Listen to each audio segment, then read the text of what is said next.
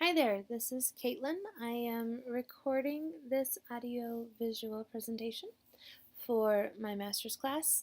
This is based off of a TED Talk by Sir Ken Robinson called Do Schools Kill Creativity? And he opened his TED Talk with the idea of being a teacher and sitting down at a dinner party.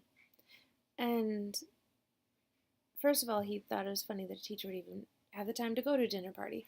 But the problem with being a teacher is that if you're in education, everyone has an interest in education because they went through it. And many people seem to think they know more about it than they actually do because, well, I went to school. And that somehow makes them think that they have more knowledge about the education system than they actually do.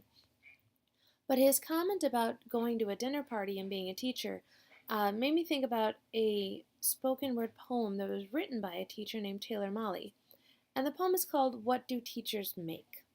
And I attached the YouTube video. You can watch it, but because I'm supposed to be doing an audio presentation, I thought it was kind of cheating by having him do it. So I'm going to read the poem to you, and you're going to have to put up with it. So this is What Teachers Make by Taylor Mali. He said the problem with teachers is, what's a kid going to learn from someone who decided his best option in life was to become a teacher? He reminds the other dinner guests that it's true what they say about teachers. Those who can, do. Those who can't, teach. I decide to bite my tongue instead of his, and resist the temptation to remind the dinner guests that it's also true what they say about lawyers. Because we're eating, after all, and this is polite conversation. I mean, you're a teacher, Taylor. Be honest. What do you make? And I wish he hadn't done that, asked me to be honest. Because you see, I have this policy about honesty and ass-kicking. If you ask for it, then I have to let you have it. You want to know what I make? I make kids work harder than they ever thought they could. I make a C+ feel like a Congressional Medal of Honor, and an A- feel like a slap in the face. How dare you waste my time with anything less than your very best? I make kids sit through 40 minutes of study hall in absolute silence. No, you may not work in groups. No, you may not ask a question. Why won't I let you go to the bathroom? Because you're bored, and you don't really have to go to the bathroom, do you? I make parents tremble in fear when I call home. Hi, this is Mr. Mali. I hope I haven't caught you at a bad time. I just wanted to talk to you about something your son said today to the biggest bully in the grade. He said, leave the kid alone. I still cry sometimes, don't you? It's no big deal. And that was the noblest act of courage I have ever seen. I make parents see their children for who they are and what they can be. You want to know what I make? I make kids wonder. I make them question. I make them criticize. I make them apologize and mean it. I make them write. I make them read, read, read. I make them spell definitely beautiful, definitely beautiful, definitely beautiful over and over and over again until they will never misspell either one of those words again. I make them show all of their work in math and hide it on their final drafts in English. I make them understand that if you got this, a brain, then you follow this, your heart. And if somebody ever tries to judge you by what you make, you give them this, the finger. Here, let me break it down for you so you know what I say is true. Teachers make a goddamn difference. Now what about you? Sorry, I should have put a swear warning on this.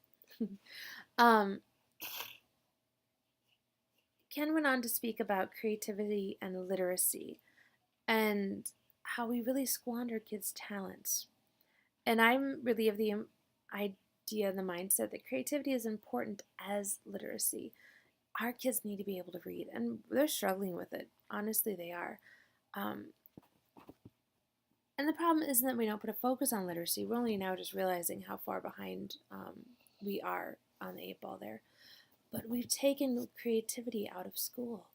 We've taken creativity out of everything. We've standardized and formatted and done all of these things to make it so that everyone's learning exactly what they need to know for graduation. But we're taking away their ability to think. and think unique and creative and wonderful things. And then this thought led me to another piece of media. There's a song called Flowers Are Red by Harry Chapin. And again, I've included the link, uh, but again, I think that I'm going to get in trouble if I just link the video or play it for you guys. So you're going to have to deal with me singing. And hopefully I can find the key on this because it's a rough key. And it's a little either high or low. So here we go. The little boy went first day of school. He got some crayons and he started to draw. He put colors all over the paper, for colors was what he saw. And the teacher said, "What you doing, young man?" "I'm painting flowers," he said. She said, "It's not the time for art, young man. And anyway, flowers are green and red. There's a time for everything, young man, a way it should be done. You've got to show concern for everyone else, for you're not the only one." She said, "Flowers are red, young man. Green leaves are green. There's no need to see flowers any other way than the way they always have been seen." But the little boy said, "There are so many colors in the rainbow, so many colors in the morning sun, so many colors in the flower, and I see every one." Well, the teacher said, "You're sassy. There's a way that things should be, and you'll paint flowers the way they are, so repeat after me." And she said, "Flowers are red, young man. Green leaves are green. There's no need to see flowers any other way than the way they always have been seen." But the little boy said, "There are so many colors in the rainbow, so many colors in the morning sun, so many colors in the flower, and I see every one." The teacher put him in the corner. She said, "It's for your own good, and you won't come out till you get it right, and all responding like you should." Well, finally he got lonely. Frightened thoughts filled his head, and he went up to that teacher, and this is what he said. He said, "Flowers are red, and green leaves are green. There's no need to see flowers any other way than the way they always have been seen." Well, time went by like it always does, and they moved to another town. And the little boy went to another school, and this is what he found.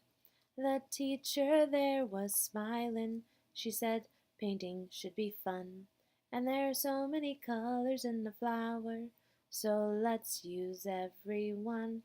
But that little boy painted flowers in neat rows of green and red. And when the teacher asked him why, this is what he said. And he said, "Flowers are red, and green leaves are green. There's no need to see flowers any other way than the way they always have been seen." But there still must be a way to have our children say, "There are so many colors in the rainbow, so many colors in the morning sun, so many colors in the flower, and I see every one."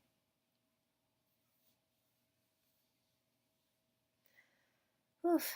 Okay, hopefully those key changes weren't too bad. I feel like I jumped a couple, but you get the idea. Harry Chapin's known for his Cats in the Cradle song, but he actually wrote a lot of other really neat music, and this is one of my favorites. So my final thought on all of this was they talked about steering kids away from their what they want to do and what they like because it's not a viable job. Um, and how that's kind of ridiculous because you end up with people doing jobs they don't want or don't like, or they don't actually find their purpose because they had a purpose and they had a thing they wanted to do, but they got pushed away from it. And it reminded me of this cartoon, which doesn't fully fit, but I still like the cartoon. It says, there's a mother on the right, and again, here's a little swear warning in this one. If you do not study, you'll end up like him. And the other mother says, that man has a union job with full benefits and makes more than this judgmental bitch will ever make with her liberal arts degree. The point being that you can't judge somebody based on what they do. Who knows? Maybe that guy loves his job. He likes being outside every day. He gets to see the same, certain people, or maybe he just likes making areas beautiful. Maybe that's his purpose. Maybe he enjoys making the city a cleaner and nicer looking place. You don't know. And I really think we do our students a disservice by ignoring or dissuading them away from things that they find interesting. So those are my thoughts. I'm sorry that they're a little jumbled, and I hope the singing wasn't too bad. So have a great night. Thank you.